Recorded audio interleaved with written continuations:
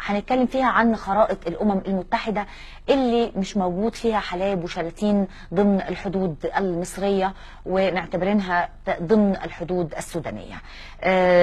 الحقيقة هذه الخرائط ظهرت في عهد الإخوان وما زالت حتى هذا يوم موجودة في الأمم المتحدة بهذا الشكل. إزاي قدروا يوصلوا لها؟ اتكلموا مع مين؟ تواصلوا مع مين عشان نعرف هذه، يعني الحقيقة أنا بشوف هذه الكارثة.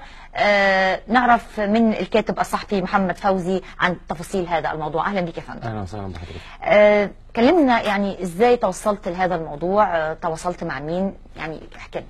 البداية احنا شغالين على موضوع في الصباح خاص بالسياحة في مصر. نعم.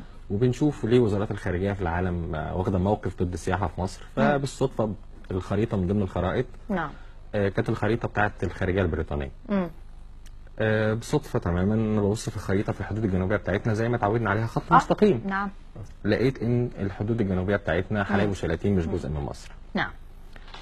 دخلت الاستاذ احمد رئيس التحرير، اتكلمنا في الموضوع، قال لي لا الموضوع مش هينفع يتغطى كده بس نقول ده هيبقى مجرد خبر.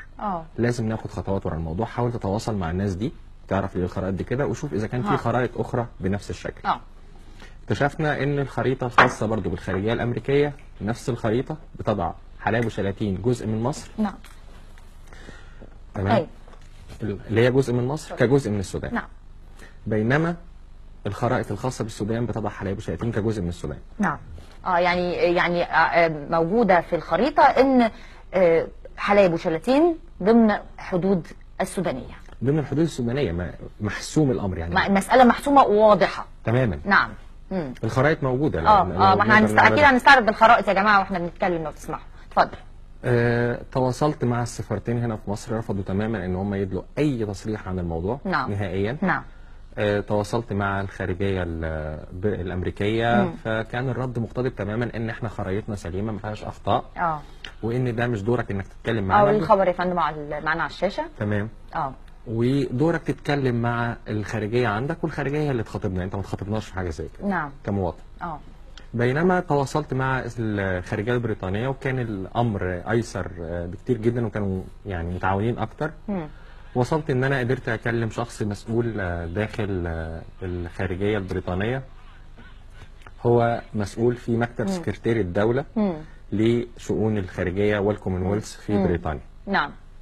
قعدت اساله عن الموضوع. في البدايه تماما كان برضو رده الاساسي ان ده شان داخلي تتكلم فيه مع الخارجيه بتاعتك، والخارجيه هي اللي تخاطبنا. نعم. واحنا خرايطنا ما فيهاش اجتهاد، يعني بريطانيا لا تجتهد في خرايطها.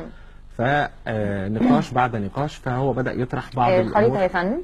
تمام. دي خريطة الأمم المتحدة للسودان. نعم. دي الخريطة الرسمية للأمم المتحدة. للأمم المتحدة في السودان. عن السودان.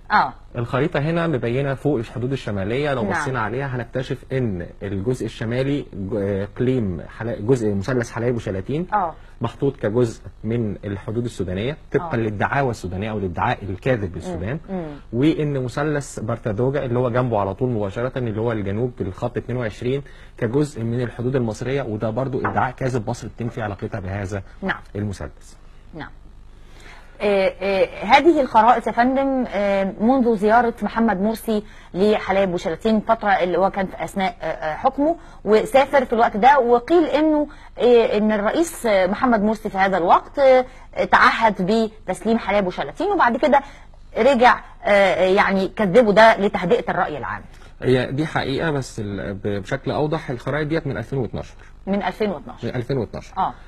بس المسؤول البريطاني قال جمله مهمه جدا. قال لي ان اللي يعرفه. طب ايه الخريطه دي عشان هي معانا؟ دي الخريطه بتاعت الخارجيه البريطانيه. أيوة. دي بتظهر فيها حدود مصر من الجنوب منقوصه. نعم. منقوصه جزء من ارضنا مهم جدا اللي هو مثلث حلايب وشلاتين. وده مش مجرد بس كجزء من الارض بكل ما يعني من قيمه الارض بالنسبه للمصريين. نعم. ولكن كمان جزء كبير جدا من الثروه المعدنيه والذهب والبترول في المكان. وما بداتش دعاوى السودان تجاه الموضوع تزيد غير في التسعينات لما تم اكتشاف البترول على قرب السواحل الخاصة بحلايب. نعم.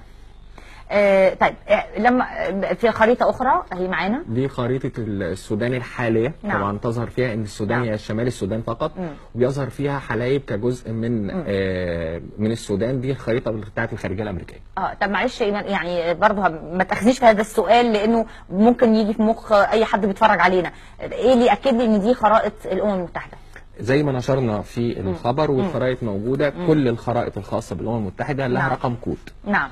كل كود محطوط مع الخبر. نعم. هتكتشفي ايه ده. الكود أيوة بيقول فعلا. ان دي رقم كذا بتاريخ كذا بمراجعه تاريخ كذا. ده مظبوط فعلا. انا عندي يعني المقال وفعلا في الارقام كوديه محطوطه بالترتيب للخرائط، وكل خريطه لها الكود الخاص بيها. لها الكود بتاعها. ده موجود في الارشيف بتاع الامم المتحده. نعم. او الجزء الخاص بالجغرافيا المكانيه. وحده الجغرافيا المكانيه موجوده في الامم المتحده. في برضه خريطه اخرى اهي. دي خريطه الجغرافيا. دي الخريطه الخاصه بالخارجيه البريطانيه عن السودان، وبرضه تظهر الحدود من الشمال منقوصه.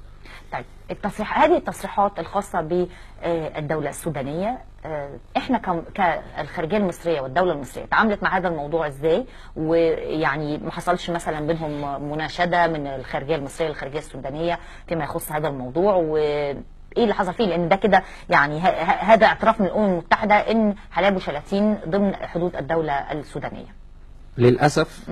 خلينا نتكلم في نقطتين. النقطة الأولى ان الموضوع ده ازاي وصل للشكل ده. نعم. اتفضل. ازاي ان يحصل حاجه زي كده والخارجيه بتاعتنا في غيبه عن الامر او ساكته عن الامر او متجاهله الامر حتى الان؟ ده ما ينفعش. ده مش شأن داخلي، ده شأن المفروض تتخاطب فيه دوليا. وتقف موقف حاسم جدا فيه دوليا. الدعوه السودانيه احنا بنرد عليها ان الامر خاص وانتهى الامر، ولكن التغيير في الخرائط الدوليه ممكن يجي كمان سنوات، تتغير الاوضاع الدوليه، تتغير الظروف.